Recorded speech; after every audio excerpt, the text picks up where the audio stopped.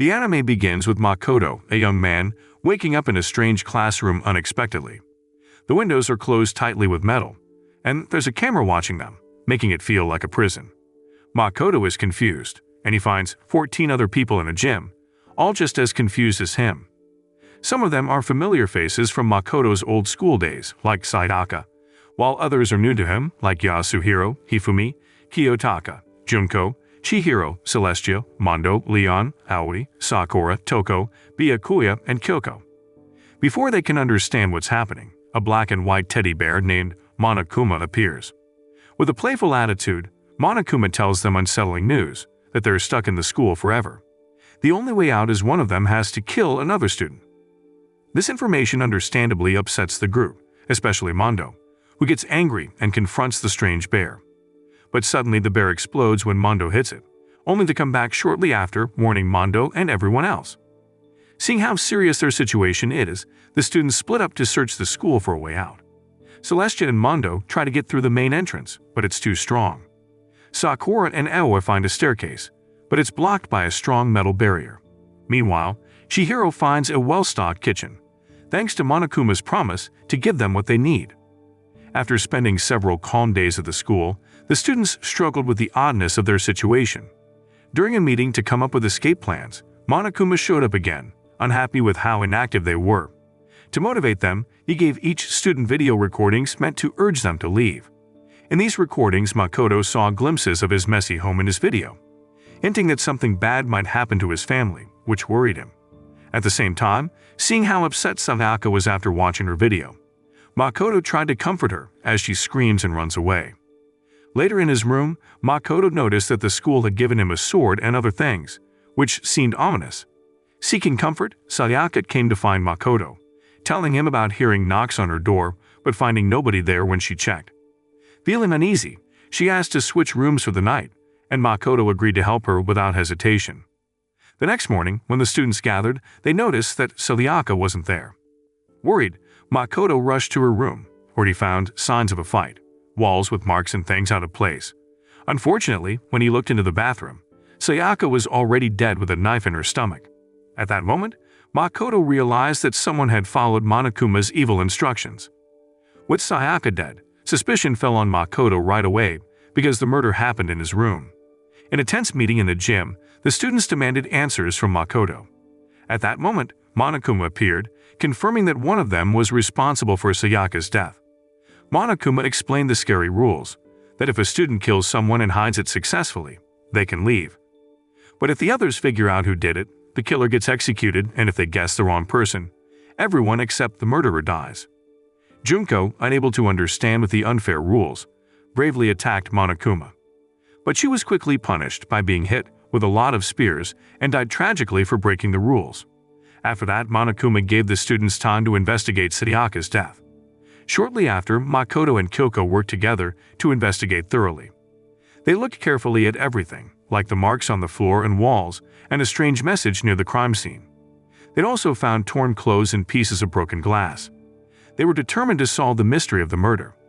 As the time for decisions came closer, all the students gathered in the courtroom. They needed to look at the evidence and figure out who was responsible for Sayaka's death. At that moment, Kiyotaka noticed that the knife found in Sayaka's body looked a lot like a kitchen knife that was missing. He thought the person who did it might have taken the knife from the kitchen before the incident. At first, Kiyotaka thought Makoto might be the one responsible.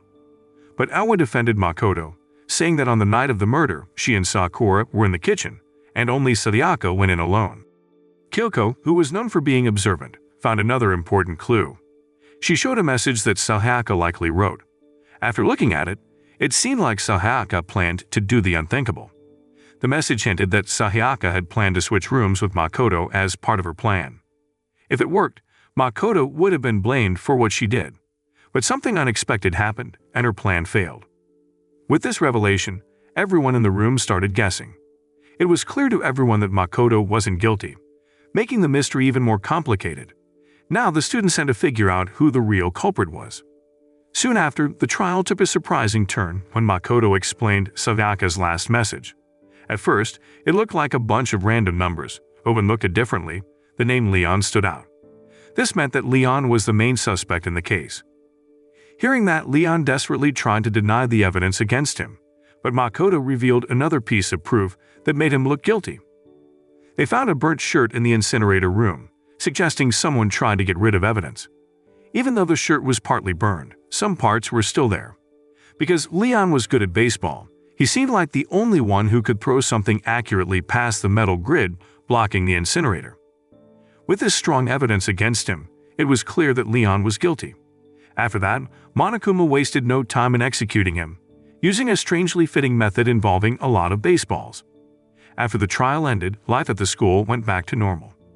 In an attempt to make things better for the students, Monokuma unlocked the second floor, which they couldn't go to before. This gave them access to things like a library, swimming pool, and other fun places. For a short time, the school felt peaceful again. However, the peace didn't last long. Monokuma, who enjoys causing trouble, called the students together again. This time, he used blackmail to motivate them. Each student got a document with their deepest secrets and past embarrassments. Monokuma gave them an instruction: either commit a murder in the next 24 hours or risk having their secrets exposed to the whole world. Hearing this, the students felt a lot of pressure. The situation got worse the next day when Makoto and Byakuya found Chihiro's dead body in the women's locker room. She was hanging strangely with an electrical cable around her wrists. As the group gathered to investigate, they saw that Chihiro had been hit with a barbell, which caused her injuries. They'd also noticed that the electrical cable matched the ones usually found in the library, and there was a strange message written in blood on the wall near her body. Celestia then shared an important detail, where she saw Chihiro the night before, carrying a bag that probably had workout clothes. But this bag was missing from the crime scene. After looking at all the evidence carefully, Byakuya came up with an idea. He suggested that the infamous serial killer, genocider Seo, might be behind the crime. He pointed out similarities to her usual way of doing things and the presence of her unique messages at the scene, along with a pattern of crucifying victims. During the trial, Byakuya explained his theory, saying that genocider Seo was actually Tako's alter ego. When asked about it, Toko strongly denied it but then transformed into genocider Seo. She said that while she did kill people, she always used scissors to crucify them, not electrical cables. While lost in thought, Makoto suddenly remembered Celestia's earlier testimony about Chihiro's bag of workout clothes. Considering the different colors such clothes could be, he guessed that the culprit might have worn the same color as Chihiro, suggesting they exercised together. At that moment, Mondo accidentally revealed that the workout clothes were black, which didn't match Chihiro's clothes. This mistake raised suspicion because only the culprit would know the exact color of Chihiro's workout clothes.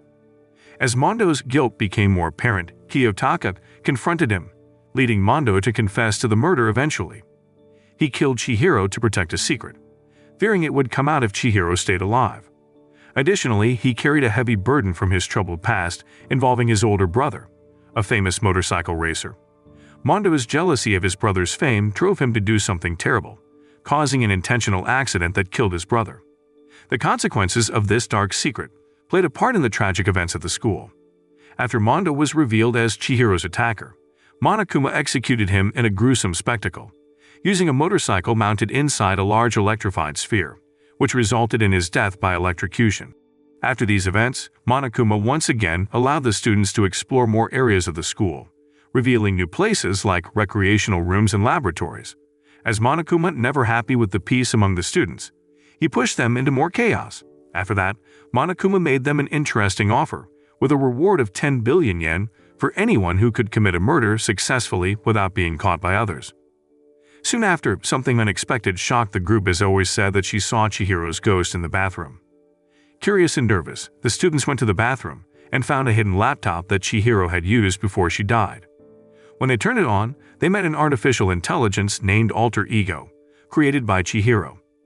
They learned that Chihiro had secretly put the laptop in a locker in the dressing room because it was the only place where the cameras couldn't see it. However, Alter Ego revealed that some data on the laptop was still locked and couldn't be accessed. Surprisingly, Kyoko found a picture showing Chihiro, Mondo, and Leon together.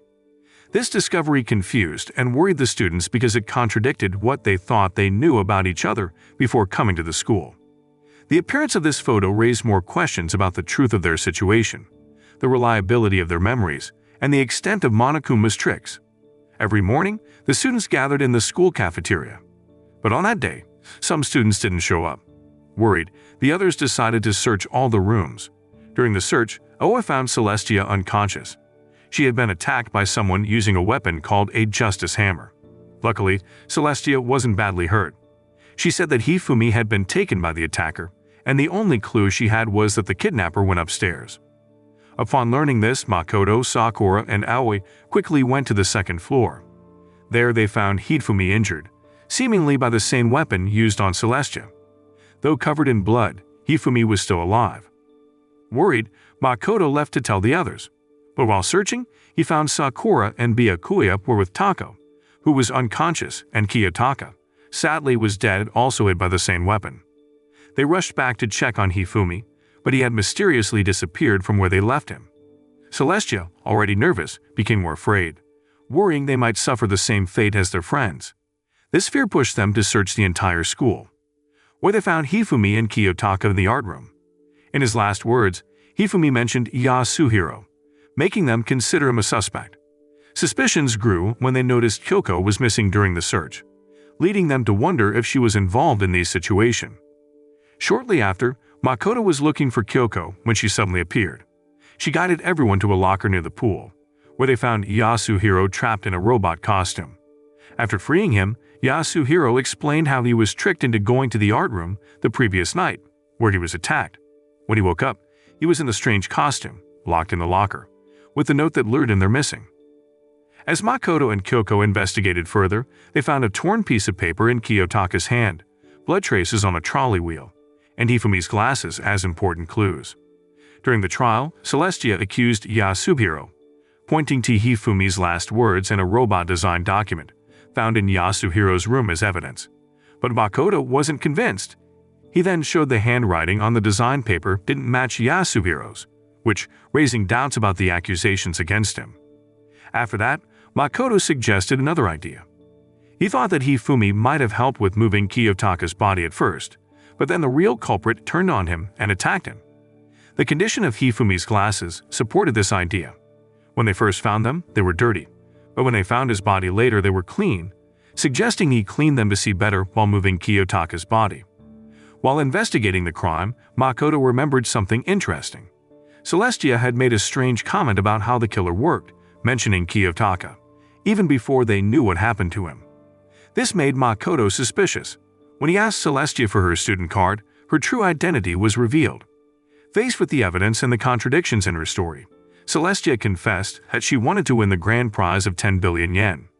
She dreamed of using the money to build a luxurious castle where she would have many servants. After admitting her wrongdoing, Celestia had to face her punishment. Monokuma then came up with a unique way to execute her. Celestia was tied up and publicly set on fire. To make it more dramatic, a truck suddenly appeared and struck her, ensuring she didn't survive. After this troubling event, Kyoko felt it was important to reveal something to Makoto. She then took him to the men's bathroom on the second floor, where they found an unexpected secret. Hidden behind one of the stalls was a secret door leading to a room filled with books. But their time in this room was short-lived. While Makoto was exploring, someone wearing a mask knocked him out. When he woke up, the room was empty and all the revealing books had vanished. Later, while Makoto tried to make sense of everything that was happening, he stumbled upon something interesting. He saw Monokuma and Sakura having a serious conversation in a private room. Curious, Makoto tried to listen in without being noticed, hoping to learn more about the school's mysteries. After the recent progress in solving the death case, Monokuma allowed the students to explore the fourth floor. Excited about this new area, Makoto and his friends began their investigation. They found different rooms, including a chemistry lab, a music room, a computer room, and the locked principal's office. After examining everything thoroughly, they gathered in a changing room, which was away from the school's surveillance. There, they accessed Chihiro's laptop, Alter Ego. To their surprise, they found a picture on the laptop showing Celestia, Hifumi, and Sayaka enjoying a happy moment together. As they examined the photo, Monokuma's voice echoed through the school, calling all students to the gym. This time, Monokuma exposed Sakura's true role as his informant, tasked with monitoring and reporting on her fellow students. This news shocked everyone, especially Aoi, who had trusted Sakura. Despite Aoi's hope that Sakura would deny the accusations, Sakura admitted her role without hesitation. She explained that she would only intervene if students broke the rules. With a heavy heart, Sakura left the room without saying another word. The day after Sakura's revelation, Kyoko and Makoto came up with a plan. They wanted to use alter ego to learn about the outside world. But they faced a problem. Alter ego needed an internet connection. Luckily, Kyoko remembered finding an internet connection in the hidden room in the second-floor bathroom. Acting quickly, Makoto went to the room and successfully connected alter ego to the internet. The eye gave them hope, suggesting they might soon escape from the nightmare of the school. Some time later, while Makoto was doing his laundry, Kyoko urgently approached him. She signaled for him to go with her to the recreation room. Although Makoto was confused by the sudden request, he trusted Kyoko's judgment and went with her quickly. When they arrived, they found Oa there, looking upset and trying to communicate with Sakura, who was stuck in a locked room. Worried about Sakura, Makoto broke the glass on the door and removed the chair blocking the entrance. What they saw inside was very distressing. Sakura was lying dead on the floor. Despite Aoi's deep sadness, she managed to gather herself and said she would tell the others about what happened. Kyoko, showing her usual investigative skills, immediately began examining the scene. She noticed a visible injury on Sakura's head, suggesting she had been hit not just once, but twice with a blunt object. Kyoko also found other clues, like traces of blood near Sakura's mouth and yellow powder on her shoes. After Sakura's tragic death, Oe quickly pointed fingers at Yasuhiro, Byakuya, and Tako, mentioning their interactions with Sakura before she died. To find out the truth and identify the culprit, Monokuma called for a trial. At that moment, Oe's accusations against Yasuhiro, Tako, and Byakuya echoed throughout the courtroom. Tako, trying to clear her name, blamed Yasuhiro, claiming he had hit Sakura with a bottle. Yasuhiro admitted to the argument but said it was just one hit. Tako then confessed that in a panic, she accidentally struck Sakura with another bottle while trying to hide. Despite Yasuhiro and Tako's explanations, there was no solid evidence to prove their involvement in Sakura's death. The scene showed Sakura dead in a locked room, and both Tako and Yasuhiro claimed they had left before it happened. The situation got more intense when Byakuya presented a bottle of poison hidden among protein containers as evidence. He suggested that Aoi had switched the poison with protein, planning to poison Sakura, who would easily accept a protein drink from her. But Makoto noticed some inconsistencies in the accusations. Further investigation led by Kyoko revealed a piece of glass inside the poison bottle, implying that Aoi might have swapped the bottles in the chaos after finding Sakura's body. Kyoko's thorough investigation brought clarity to the events before Sakura's death. This led Aoi to confess her own actions driven by despair, wanting to end the evil game at the isolated school.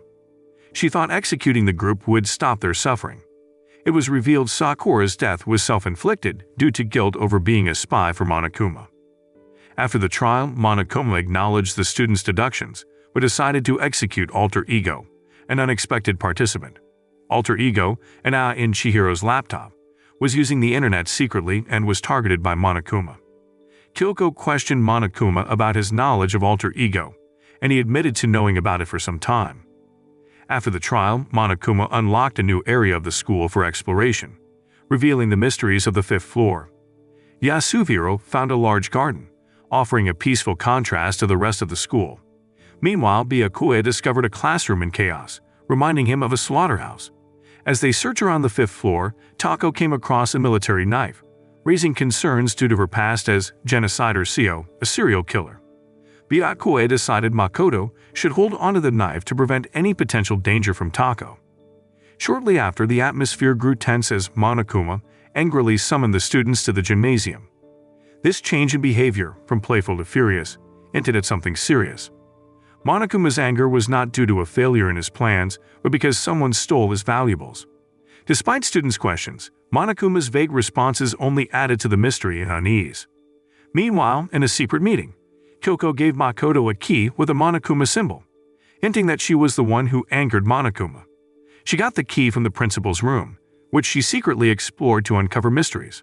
Along with the key, Kyoko shared crucial details about a 16th student named Ikusaba Mukuro, suggesting Mukuro might be the mastermind behind Monokuma and their situation.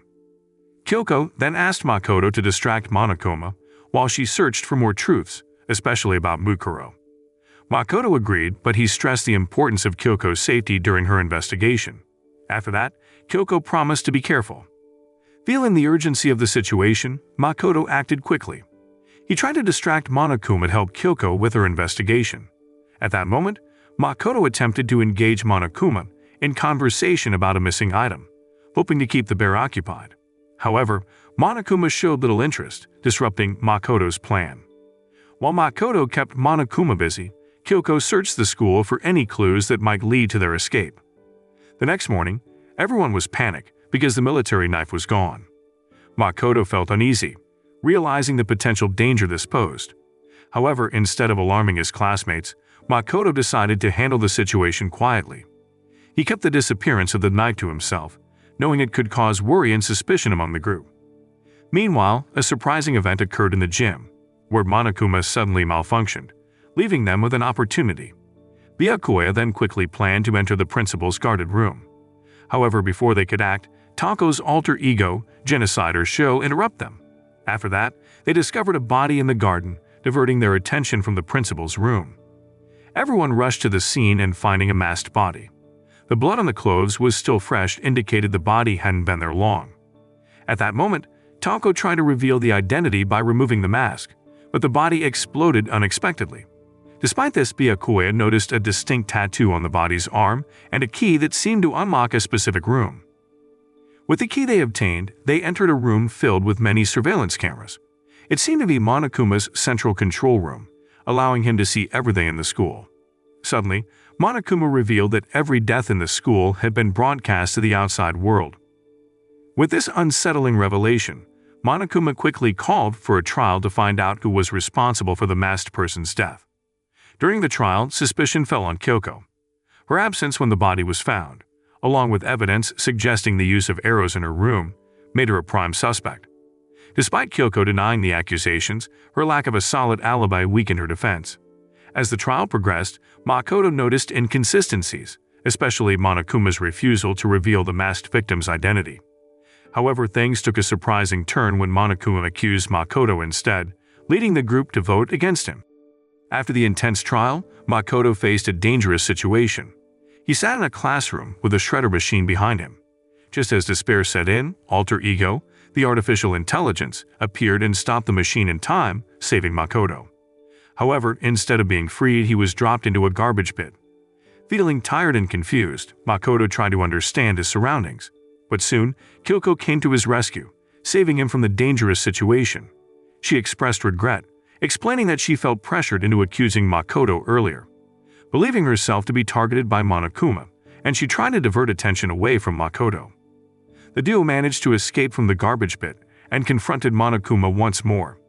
Surprised by Makoto's survival, Monokuma then proposed a deal. If they could uncover the school's hidden secret, they would all be set free. However, failure would mean disaster for every student. Determined to uncover everything, Makoto and Kyoko accepted the challenge with resolve. Meanwhile, Aoi and the other students grappled with guilt over accusing Makoto. Their guilt turned to astonishment when Makoto returned unharmed. At that moment, Makoto shared Monokuma's challenge with them, sparking a shared determination to work together to uncover the truth and secure their freedom. On the other hand, Monokuma, sticking to his word, unlocked the principal's office, allowing everyone inside. They hoped this room would hold the key to understanding the school's mysteries. Upon entering, Makoto and Kyoko discovered a hidden compartment containing the former principal's remains. Upon closer examination, Makoto found a memory card inside the box. Inside it contained video recordings of all students having interviews with the principal, seemingly agreeing to stay in the school. However, before they could fully explore the footage and understand what inside it, Monokuma suddenly appeared. He quickly destroyed the video player, preventing any further viewing. The students were left with many unanswered questions about their past and the school's secrets. Despite the challenge posed by the ruined interview footage, Makoto remained determined to uncover the truth. In his persistent search, he came across a locked locker. Using the principal's cell phone, which he believed could unlock it, he discovered a notebook belonging to Kyoko. Surprisingly, the notebook contained detailed plans to transform the school into a livable refuge for all students. Meanwhile, Byakuya conducted his own investigation in the principal's office.